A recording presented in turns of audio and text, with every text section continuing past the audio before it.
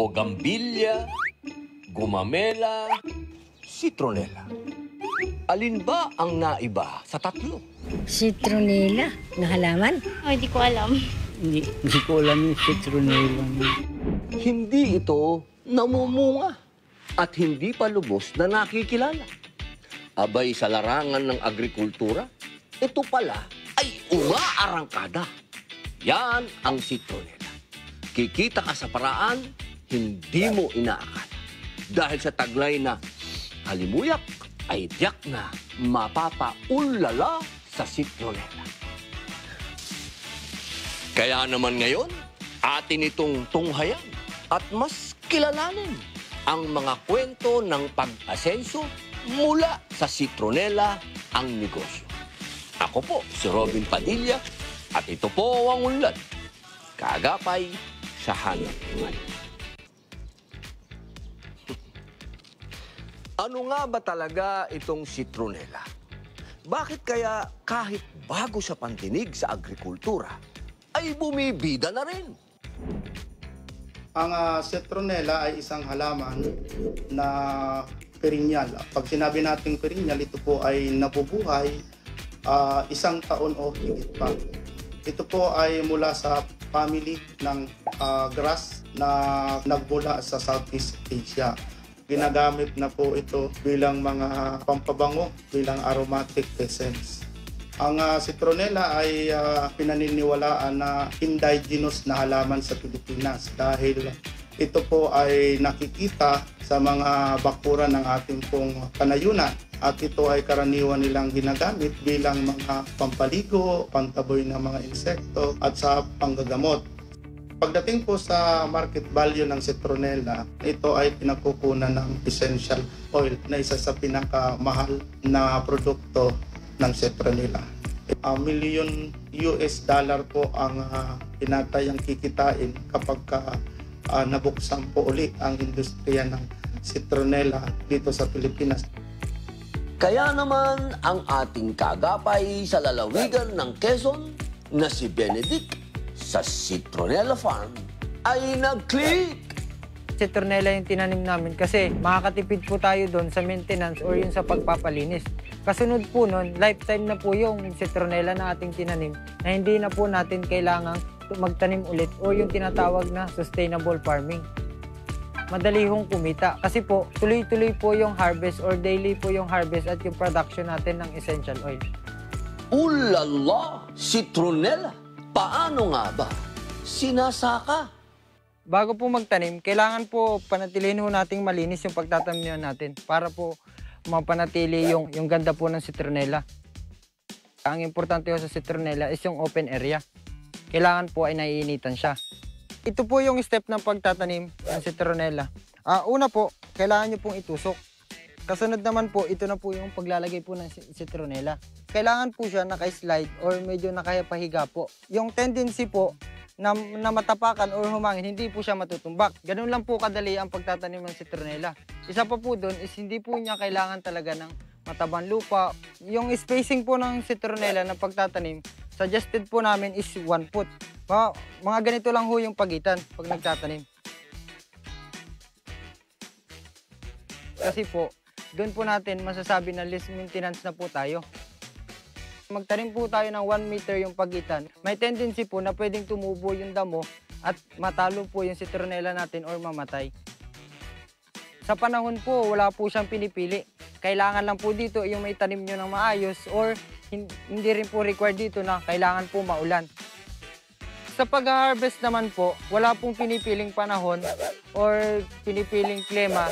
Katulad na lang po ng 3 months, 4 months, and 6 months, wala po yung pinipiling araw, panahon, tuloy-tuloy lang po yun. O yun po yung sinasabi namin na araw-araw po, pwede pong mag-harvest.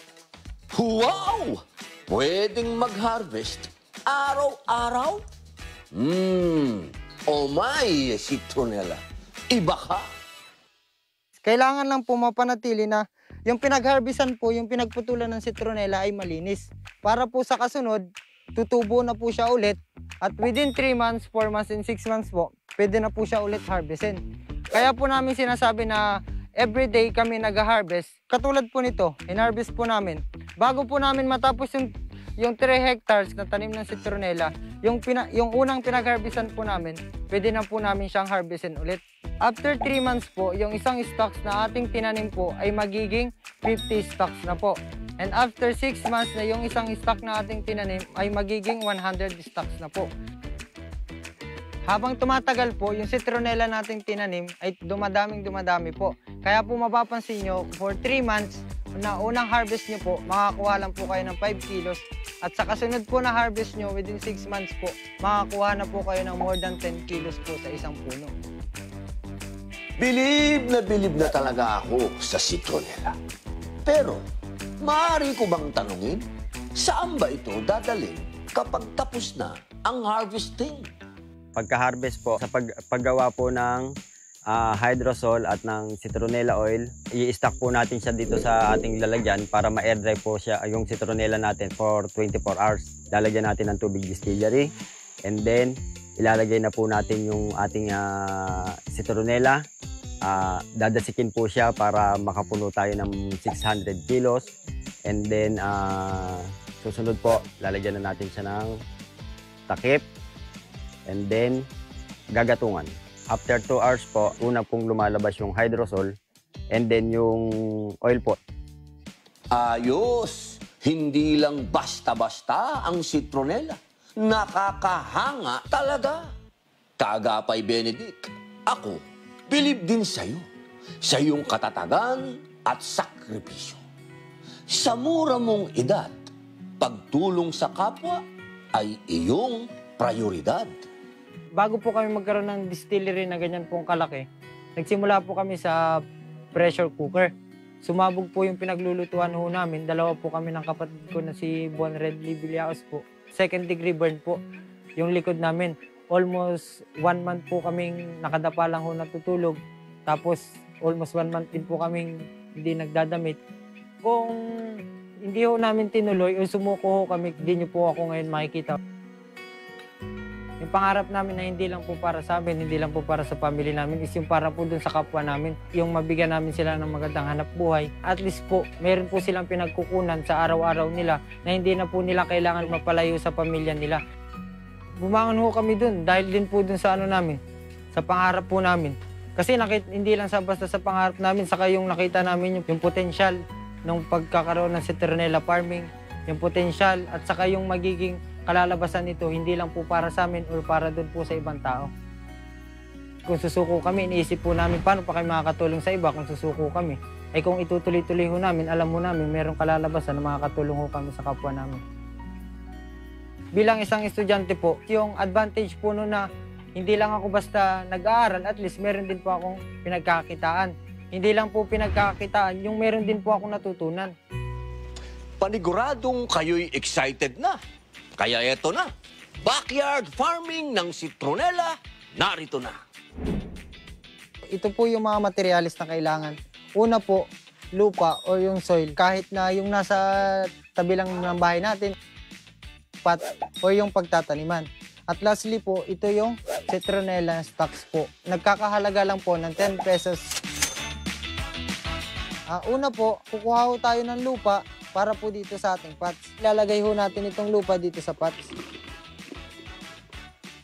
Kasunod naman po, ito po yung pagtatanim ng stocks. Ang pagtatanim naman po nitong stocks, kahit hindi po siya gaanong malalim, after 3 months, dadami na po ito at magkakaroon na po ng 50 stocks na pwede nyo na rin pong ibenta na sa nagkakahalagang 10 pesos at doon na po kayo kikita na sa ang 10 pesos nyo po ay magiging 500 pesos na po.